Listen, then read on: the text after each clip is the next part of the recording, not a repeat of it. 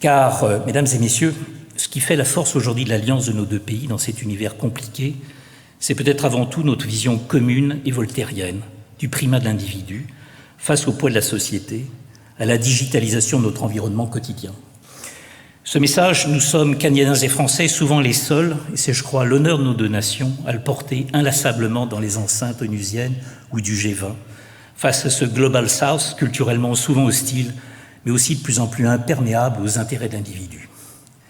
Mais le fait que sur tous ces dossiers, des accords internationaux soient encore possibles pour peu que l'initiative gagne sur l'apathie, laissera entrevoir finalement une lueur d'espoir. Les opinions publiques et les peuples n'ont pas dit leur dernier mot, ils peuvent surgir à tout moment pour demander l'édification d'un ordre commun. L'exemple de la stratégie zéro Covid en Chine est à cet égard éclairant. L'opinion publique a fini par se manifester au moment où on ne l'attendait pas.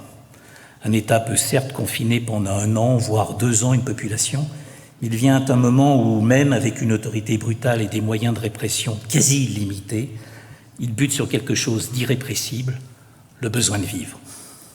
Il existe une opinion publique mondiale, c'est elle qui peut venir bousculer toutes les prétentions. C'est peut-être là le seul élément de lumière qui nous est permis de voir aujourd'hui dans la pièce obscure qu'est devenue le monde.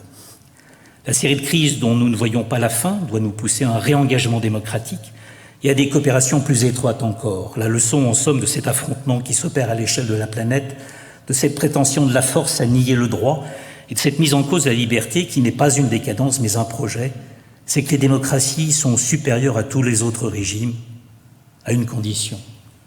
À condition que les citoyens concernés s'en persuadent pour mieux les défendre.